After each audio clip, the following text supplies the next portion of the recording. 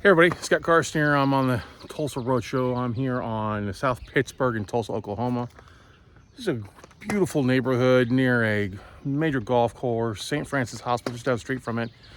House outside doesn't look too bad. When you get inside, it's pretty bad. The floor is caving in some of the places, into the basement. The roof has these weird kind of peaks on both sides. I first thought was, a roof issue.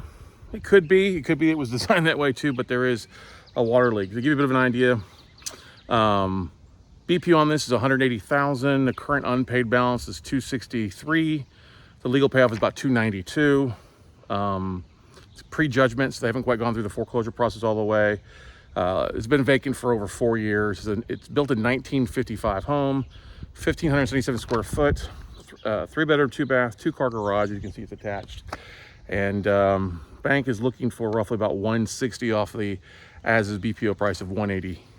So if you rehabbed it, could you get it up over there? But it's going to take a lot of work, new flooring and everything, which could not be that bad, but it's somebody's been living in it, squatting. There's a abandonment notice from the city of Tulsa, but let's walk through it and you kind of see for yourselves. All right.